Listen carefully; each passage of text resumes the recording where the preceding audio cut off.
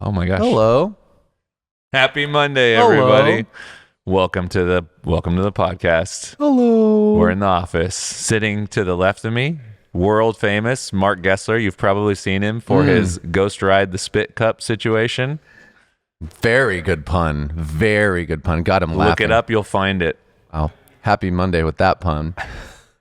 Got some new coffees in the mix. Las Sanajas from Guatemala. Oh, look. That's a reoccurring segment every single year. And Dude. gosh darn it, it's getting better and better. Fun fact. Wiser does the notes for the podcast. And he loves it. Guatemalan coffees are Wiser's favorite. He wrote that in there just so I would talk about him. And Antigua. Wow. Super consistent.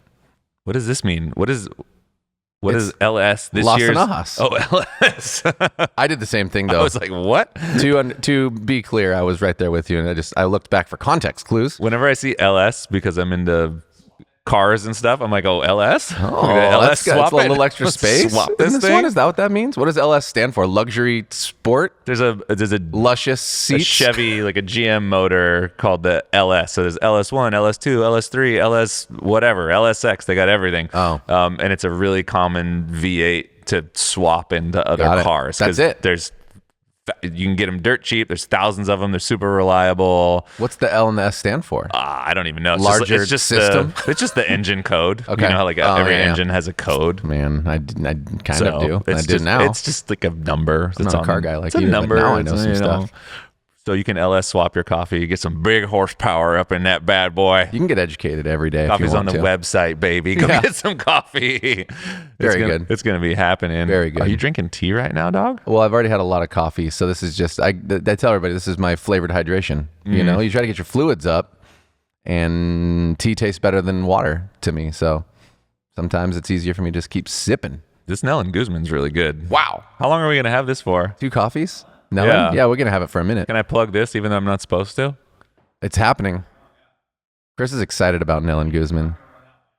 We're not gonna run out by next No, Monday. these are facts. Actually, JK, I lied. It's off the menu right now. We have more. It's just that it's not here. Oh, great. And, okay, cool. And also, you know, it plays into having a Best Friends Club coffee, which is special as well, which, you know, they're near and dear to my heart. Yeah, so they taste good. Yeah, Nellen's a member. For every coffee we sell, every pound of Best Friends Club coffee we sell, we donate $1 back to the producers and the communities where the coffee comes from. So it's a mega win. And then whatever you guys are doing on the roast profiling is just Talked about it a couple weeks it's ago. working. It's working. Shout out to the roaster, roastery team. It's caramely, It's very but it's also nuanced, and there's fruit, and it's yeah. a There's thing. fruit Yeah. and there's caramelization. Isn't that Holy cool? Grail. Isn't that cool, you guys? Holy Grail. Yep, the truth is out there. The truth is out there. Not just in the your coffee X-Files. doesn't have to be one dimensional. It could be multi-dimensional. It's like on Star Trek when they do the warp speed. It could be like that. Could be like that. Engage. Engage. Now what, guys?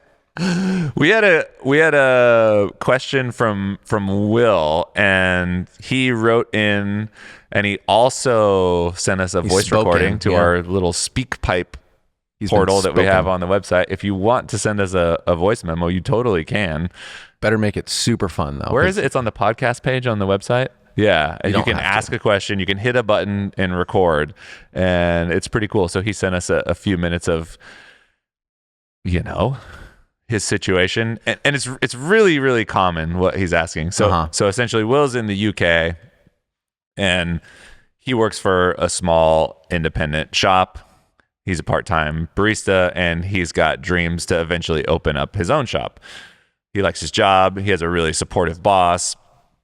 And he's got the opportunity to move to another shop that's busier, that's a little bit further away from where he lives. He'd have to do a commute. It's in the city, to get some of that experience working in a shop that's more cranking. Yep. And to learn. And he's essentially asking, you know, what's the path to take if I want to open my own place? You know, just looking for insight on that, which is, I mean, that's a pretty common thing for people who are getting into the career aspect of this. Definitely common. It's not always common though that they know they want to open their own place. You know, like, I mean, I never planned on opening my own place with anybody at the time for a long time, actually. Me neither. Most of the time. So But I think there's a good amount of people who know, you know? Yeah. I feel like there has to be. I feel like this is a question that comes around Mm-hmm. often. But I mean, I got a lot of thoughts on this one. Sure, man. I mean, Start. they're pretty basic. So Shout out to all the Karens out there. shout out to all you basic beesies.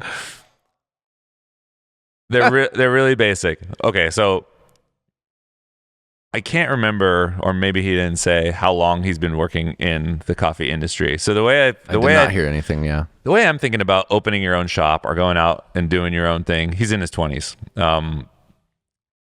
Is you want a reasonable amount of experience, Mm-hmm. but too much experience isn't really going to help you. This is how I feel. So Okay. Yeah. So what I mean by that is if you've been working in the industry for 3 to 5 years and you feel like you need to get to 10, I would say let's not get to 10. Just go do what you think you want to do. Right. In the sense of, you know, everything that I've done in my career, looking back on it, and, you know, everything's got its own little arc, but I'm just like, I probably could have done that 3 years before I actually did it. There's a certain amount of fear, uncertainty, not knowing that kind of keeps you from doing the thing. Mm-hmm. It's like that, somewhere in that happy medium. Like, you don't want to go in green. You know, we saw during the Definitely don't want to go in green. pandemic, there was a bunch of people who were exiting the traditional workforce, and some of them came to work for us in the cafes. And this was something I talked to other business owners about. There was a pretty common thing that was happening, because they're like, oh yeah, you know, I got some extra money, I want to run a cafe, it'll be fun, so I'm going to get some experience. And then after about 2 months, they're like, I actually don't want to do this. There's a lot more work than I thought it was going to be. There's a lot of these other little things that go along with having a cafe and working in a cafe. It's just so different. I thought I was just going to play coffee, Yeah. pour pretty lattes all day, and it's totally not that. No, I've seen that as well with people who they kind of idealize what happens in especially coffee shop. And there was a couple people who we had the opportunity of almost, you know, taking over their space as well. And they had plenty of money and they built a place that looked and felt like specialty coffee. And same thing, they got into it and they're like, this is, you know, they originally reached out to me for help on like, how do I roast? How do I run this thing? And we had these conversations. And at the end of the day, they're like, same thing. They just did not, it takes proper amount of work and understanding of many things. I mean, and that's two sides of the coin, right? Chris is talking about the green side. Then there's the side where you have plenty of money, but maybe you don't know the coffee business and you're not necessarily a business and hospitality centric person. It's a challenging place to be. And so I think you can find yourself a couple answers that I think are really important, which is you do need enough experience in a couple of multifaceted ways, or you need to find yourself somebody to come with if you're going to open something, just because there's a lot of parts of this work that are straight up A plus B equals C. I have to do accounting. I have to do admin. I have to whatever, look at how to purchase and supply chain stuff, like stuff that isn't the pretty things that you see ever, hopefully, when you're coming into a cafe. And so those things are probably the more real things that are going to keep you from not necessarily enjoying, but those are the things I think that people don't consider when they're getting like alone, getting your all the stuff, like all the brass tacks things that maybe will drain you.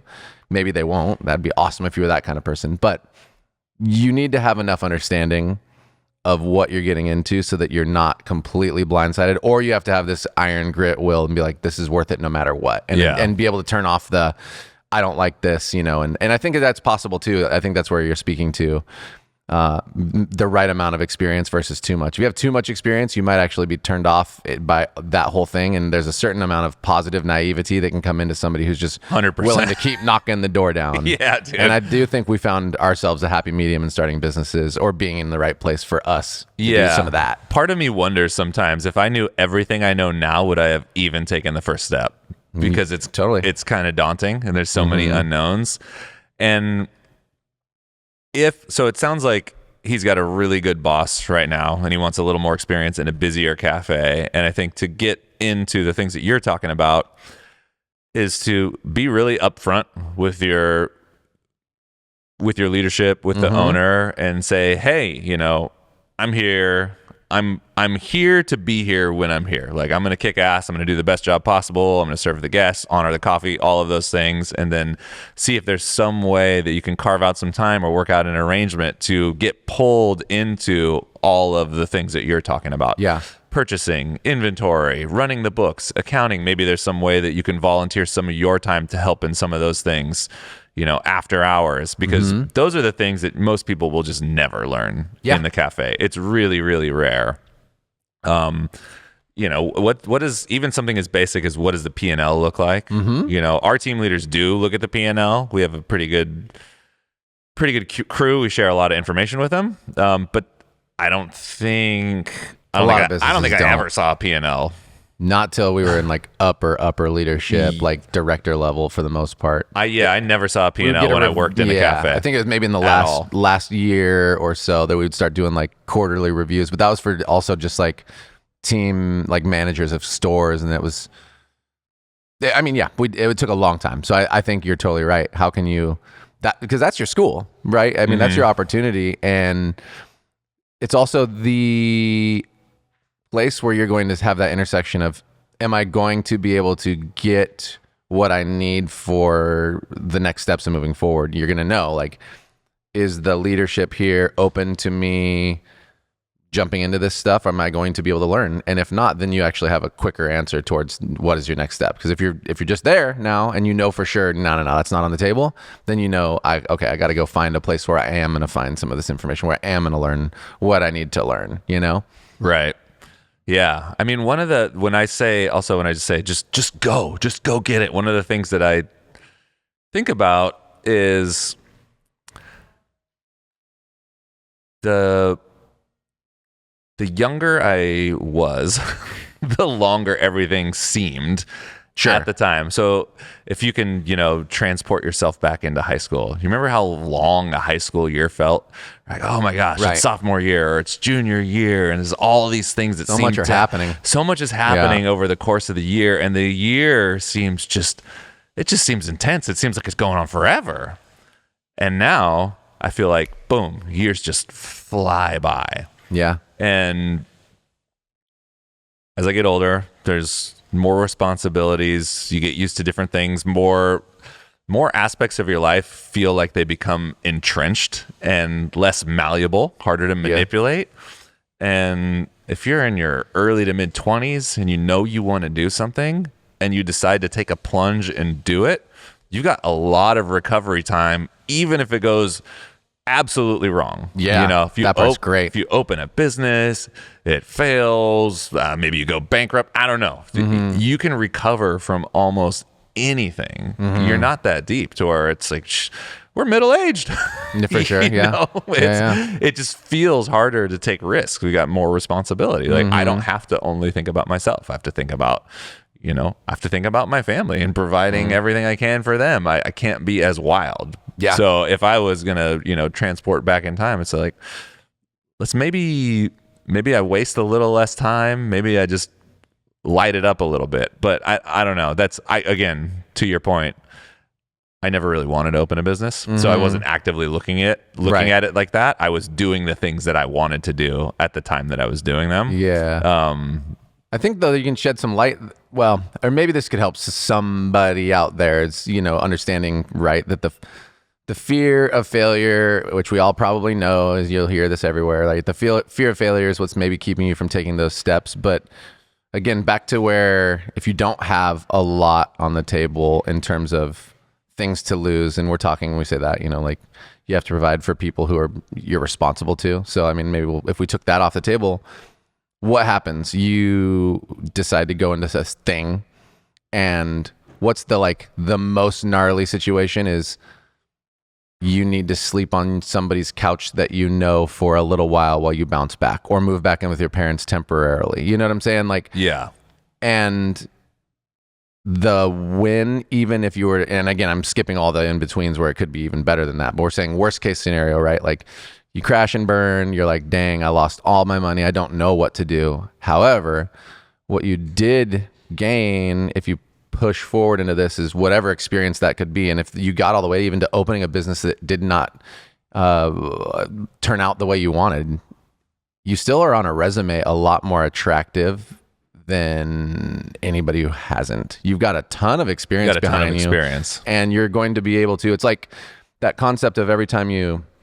I heard this in some podcasts I liked, but the concept of like leveling up a video game, especially back in the day. If you ever played those video games where you don't have like automatic saves and you can start, you have to like get really good at it. So if you want to go back to like way old school Mario, if you ever played it, it's like you pass like World 1 and it takes you like whatever X amount of months, and then World 2, it's like 5-10 months later. But then all of a sudden, if you had to go back to the beginning, World 1 and World 2, you can get through it in like 5 minutes. Yeah, you just burn through it. Yeah, it's like I can slam through it. And then it's like whatever you get to the next level that you need to level up on, it takes a certain amount of time and investment anyway. So this is going to be happening in your life whether you think about it this way or not. So that is a huge opportunity for level up, you know. And the term I'm using level up personally in this way in terms of just gathering experience, not necessarily the level up of like I'm better than or cooler and blah blah blah. It just is what it is. You're learning a lot. Level up meaning, you know, progressing in the things that you want to progress in. It's not just some corny term. It's like I'm just like literally getting nonstop blown up. Is it Cincinnati again? No, dude. It's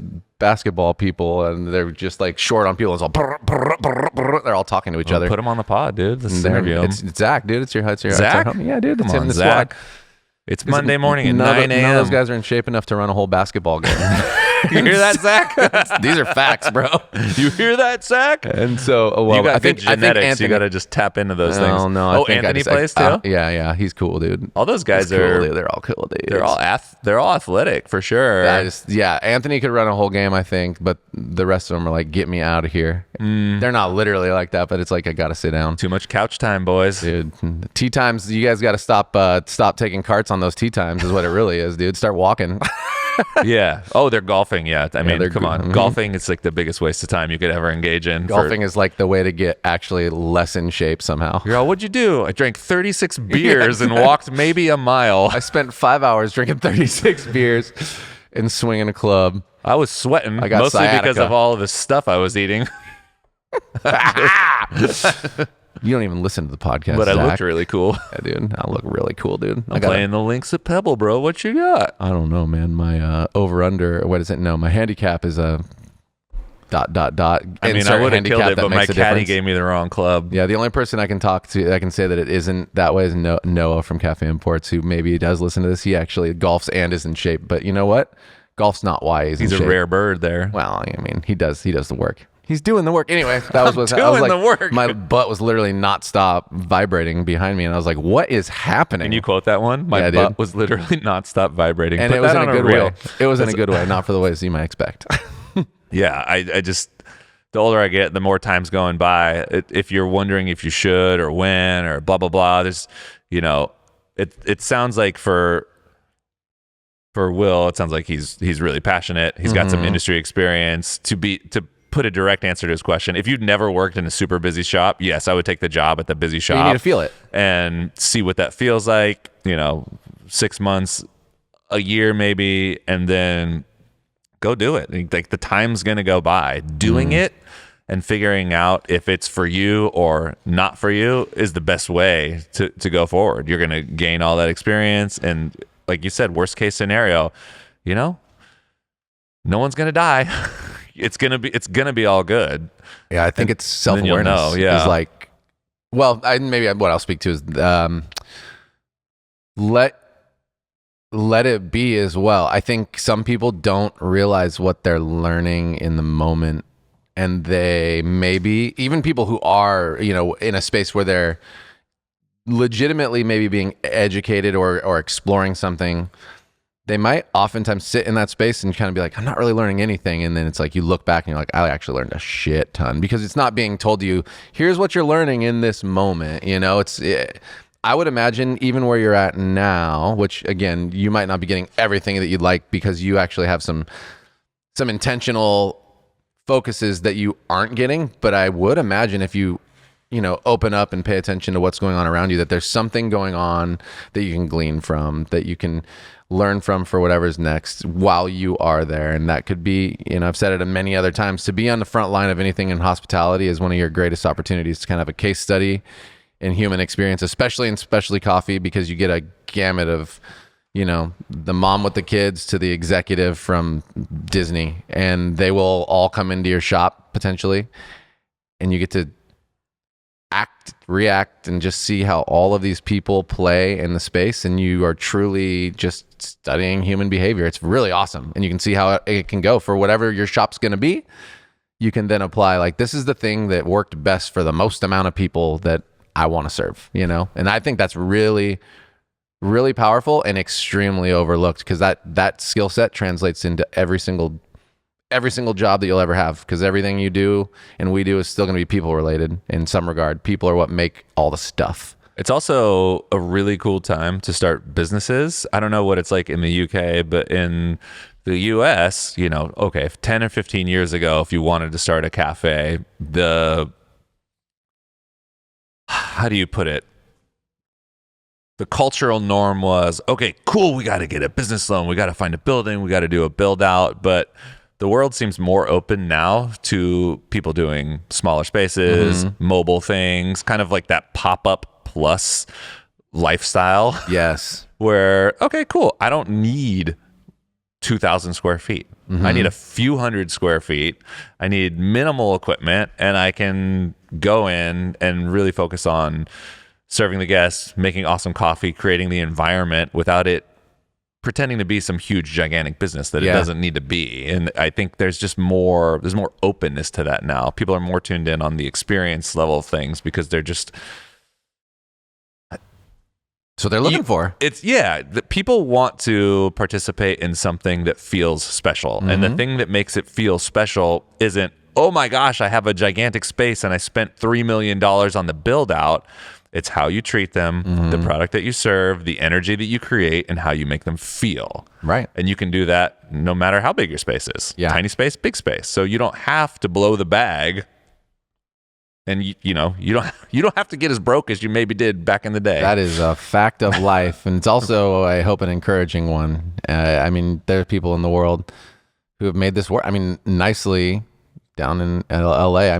He's working out of a cool space because he found somebody who will let him, either sublet or whatever in the mornings. In this place, Hooked Venice. But it's a small space, and he's like, I just want to go do me. Maybe I have one person, and I love to serve people coffee from whatever, 8 to 1 or 2 in the morning, 7 to 1 or 2 in the afternoon, every day. And that's what he went and found. And that's just what you do. And it's totally possible. You can do it out of a truck. You could do it out of, in fact, Scott Callender, who now works for La Marzocco, back in the day, he used to serve coffee out of his window at his dorm. And he had a whole business there, and he would just, he had just off, he wasn't at the dorms actually, he was directly across the street renting, but he was going to school at this college, and he got whatever machine at the time and a proper grinder, and he'd open up his window, and twice a week he'd serve coffee for 8 hours a day. And at the time he got coffee from Andrew Barnett at Echo at the time, and that was what he did. And he'd make people proper coffees up there, and he had a whole business, and it was exactly that. Cash only, because we were at the time when you didn't have all this digital shenanigans. He's a little older than me, and that was what he did, dude. And you could almost literally do that today in probably an even more successful way than... Yeah, because you can market yourself more. You got so many of those... People will come. Yeah, just social media gives you a whole... Right. You have the ability to connect with more people and take something small and make it have a bigger impact than you ever have before, which is, that's sick. That is a lot of fun and opportunity for you. Yeah. I guess that's the other side of it as well, is it doesn't have to be, like you said, as complicated as it's been for many of us starting businesses. I can't speak exactly to that. There's going to be something that I don't see because I haven't opened up a smaller scale situation like that. There's going to be something I'm missing, but maybe it's figuring out how to take out gross milk somewhere and dump it because you don't have it, built into it. You know what I'm saying? You just run an event space style. There's always stuff that comes up, but at the end of the day, you you have a lot more freedom, I think, to find success in your own way, and there's no other way to do it but to kind of explore. I mean, Blue Bottle Linden Street kiosk is a great example. Espresso machine, some pour over bars. I don't think they even had a hand washing sink. I remember they didn't rinse Old out school. pitchers because they didn't have a place to rinse pitchers. Yeah. Half of that place seemed really illegal Maybe in it terms is of now. California Yeah. health code. But they created a vibe, and that was the spot of now what's one of the, bigger specialty coffee companies Ever? Probably. I mean, in terms of doing what they're doing, I think And so. then They're kind of riding that line between they're about as big as you can get while still maintaining some of that boutique-y feel, depending on where you are. Yeah. It's like a whole mixed bag with when you have that many stores. I wonder how many locations they actually have. I'll tell you right could- now. you Let's could get Google it. Let's get on the internet. All you got to do is talk to the people for 30 seconds while I fire this up. people, this is it. The moment you've been waiting for. Killing airtime. I actually think that if you're going to write in on our, what do we call the thing? The slings catcher? What when you bring your voice in? Speak easy. Sling catcher, dude. What is the link you get to click on our website that lets you record your voice and say stuff to us? You just go to the podcast page, Yeah. and there's a speak pipe. Speak pipe. Speak I pipe. would like you to speak into our speak Right pipe here. It something says, fun. ask the podcast something. And I mean, man, if you could come Start up recording. with a couple of epic, little tunes for us, maybe. Maybe a I would commercial- love to commercial hear 'em. Yeah, a jingle. little commercial jingle. They got a little- 99 stores. Yeah, 99 99 problems, but one more store. I thought could it'd get be you to more than 100. Well, couldn't you? Is there a reason you're not sealing the deal on the old CN here? What's the holdup, What's James? the holdup, dude? Where you at, bro? You're trying to find that perfect location so that when you open it, this is location 100. It's going to be like there. We're first to Mars.